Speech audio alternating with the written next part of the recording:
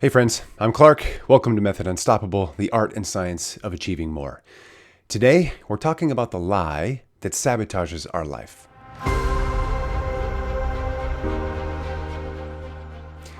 Have you ever had that feeling that you're a fraud? Or have you ever held yourself back from a big opportunity because that voice in your head whispered that you weren't ready? Why is it that sometimes we feel confident and capable to take on the world, and other times we're completely held back by self-doubt? Well, a lot of it comes down to a single, powerful lie. It's a subtle lie, and you might not even realize you're telling yourself, but it could be the reason you're not speaking up in meetings, the reason you're not doing more in your relationships. It may be the invisible wall stopping you from growing. Today, we're going to talk about that lie and the voice that speaks it. We're going to understand it, we're going to break it down, and I'm going to give you the tools that you need to finally move past it. So let's dig in. I remember growing up as a kid, always being fearful. I was afraid of upsetting people, afraid of failing, afraid of being judged. I am a recovering people pleaser, and I've lived much of my life being worried about what other people think. Now, this fear came from a lie that I believed about myself, and it is a lie that many other people currently believe or used to believe. At its core, the lie is a simple thought. It's this: I am not enough. I'm not smart enough. I'm not fit enough. I'm not attractive enough, skilled enough, strong enough. You get the picture. This isn't just a fleeting moment of insecurity. For many of us, it's a core belief. It's a deep and quiet conviction that we are somehow fundamentally lacking or flawed in some way. Why do beliefs matter, you might be asking? Well, it's because our beliefs operate like programs in our mind.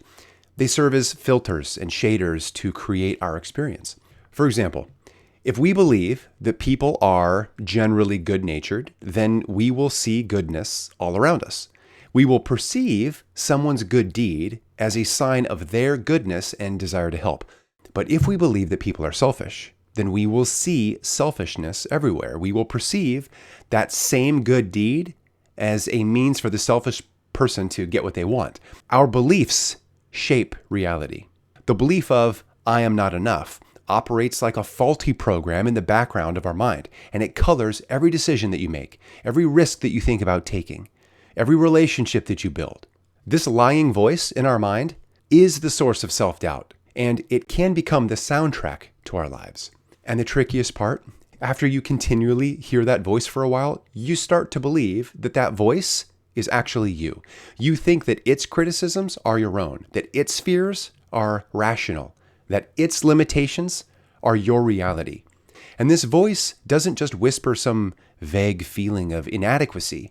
It feels like truth. It feels like reality, and it stops us in our tracks.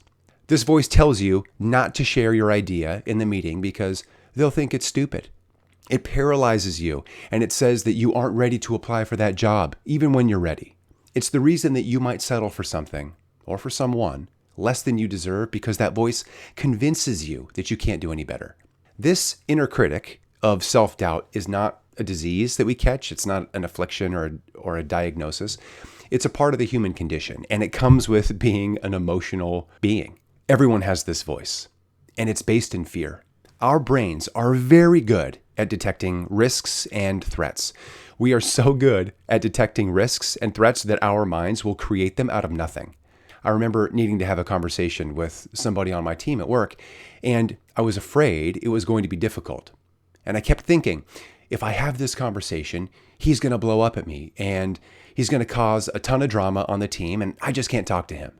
In this situation, I was uncertain about how our conversation would go and what the outcome would be. So my mind filled the gaps and created the worst case scenario outcome for me to think of.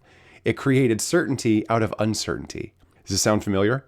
Well, I had the conversation with him, and guess what? It went fine. There was no problem at all. And yet my mind was preparing me for the threat, the risk, the danger, the worst possible outcome. My mind created fear when none was necessary. A common fear among people is rejection and social isolation. Nobody wants to be rejected. Nobody wants to be judged. Nobody wants to be exiled from their social group. Shoot, even prisoners are put into solitary confinement as a punishment. When we interact with others, this fear voice is ready to keep us safe from social exile and to ensure that we don't experience the worst possible outcome of social exile and rejection. Our fear voice chimes in and tells us to play it safe, to not say what we want, to not step up. It's not just the fear of social judgment that keeps our fear voice on high alert. Any fear will suffice. The fear voice goes by other names. Our fear voice is our inner critic, our inner judge. The critic judges us, it sabotages us, and prevents us from stepping into the unknown, from taking risks, and from growing. It is the voice of self-doubt. It is the voice that says, you are not enough. By having self-doubt, we never have to take risks. By never taking risks, we never have to experience the defeat, the hurt, or failure that comes with a risk. And of course, if we never take risks, we never grow. Friends, self-doubt is one of the most expensive things that we can own. It costs us opportunities, promotions, and the life that we were meant to live. And it becomes a soundtrack to our lives, shielding us from perceived pain and shielding us from becoming unstoppable. But we can change the soundtrack. We can turn down the volume on that inner critic so that we can finally hear our own voice, our real voice, our true voice. The fear voice feels like reality and the lie feels powerful, but it's time to learn how to squash it. There's 3 tools that I have used to overcome my own inner critic, and I'd like to share them with you. The first, probably most important step is to understand that that voice of self-doubt is not you. Remember, it is an emotional reaction of fear that presents itself as the voice of reason. It is not reason, it is emotion. It is the voice of emotion that conjures up the worst possible outcomes and then tells you this will happen. But remember, it's just a trick. The critic is a reaction to fear. And one of the most powerful ways to create some distance from the critic is to give it a name. Now, I first learned about this in the book Positive Intelligence by Shirzad Chamine. Here's how it works. We give our internal critic, our saboteur, a name. When you name your inner critic, you externalize it. It's no longer, I'm not good enough. It becomes, the critic is telling me I'm not good enough. Right? You see the difference?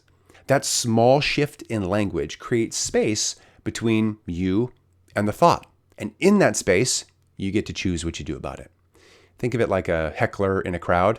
All right, this character has one job. It's to keep you small and safe inside your comfort zone. So give it a name.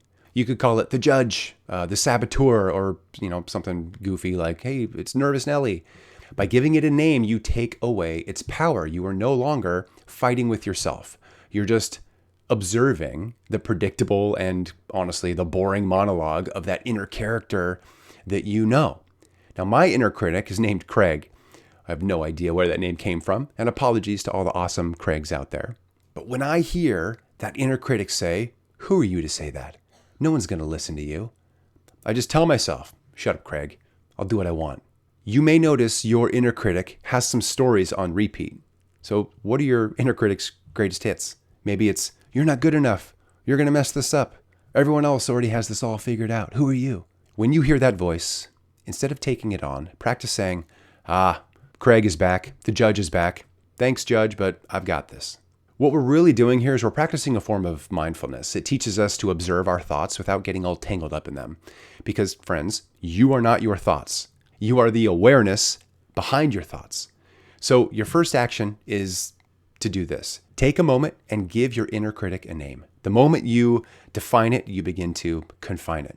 After naming your inner critic, you can acknowledge its accusations and arguments, and you can be ready with your own counter-arguments.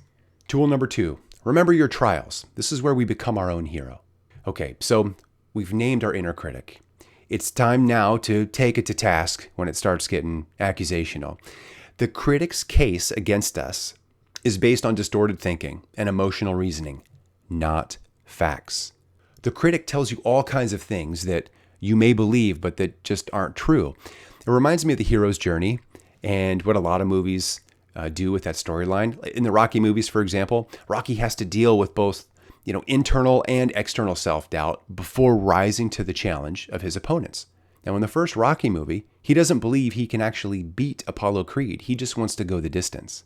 But after he goes the distance in Rocky 1, he starts to believe that he can beat Apollo Creed. And we see this journey in Rocky 2. Every Rocky movie, every hero movie has this training montage, and the hero goes through trials and they suffer to improve. And after digging deep and building themselves into something more, the hero comes back to fight the opponent. You, my friends, have also had trials. You have had a montage. You have had wins and successes and positive experiences. Remember these experiences. This is your next tool to break free of the inner critic. Every time the inner critic hits you with a negative belief, your job is to challenge it by calling forth factual evidence to the contrary. Your feelings of doubt are not data. Your fears are not data. You need to remember the facts. You need to remember that you have already had wins. So here's what to do. Grab a notebook, and on the top, call it a success log. Now, on one side, you want to write down the accusations from your inner critic. Write down their greatest hits. So for example, it might be, I'm a terrible public speaker. I'm going to embarrass myself. What are the stories that you tell yourself? And what are the unhelpful beliefs that you have that aren't getting you the results that you want? Make a list. On the other side, document your heroic trials and successes. So work to list out experiences that contradict the critic's story. No feelings allowed, just facts. So for example, for the lie, I'm a terrible public speaker. On your success log, you might write, success number 1, I presented my project update last month and my manager gave me props for it. Your next one might be, I got an A- in communications class. Number 3, you might have given a toast at a wedding and people laughed. Look at what this does. We are creating a log of wins based in reality. The critic's claims are vague and emotional. Remember, it's irrational, based out of fear. The evidence that you document is specific and is grounded in reality. When you first do this, it may take some time to think about your successes, but once you have them listed, they are always there for you to reference.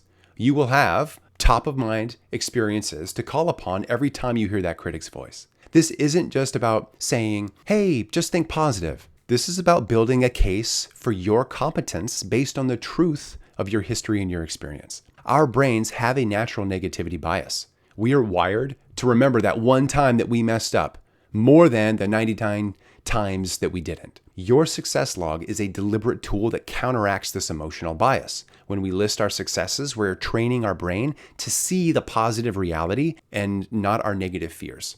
But what do you do if you don't have a long list of successes? Well, if you need more reps, it's time to take action. This is where we use tool number 3.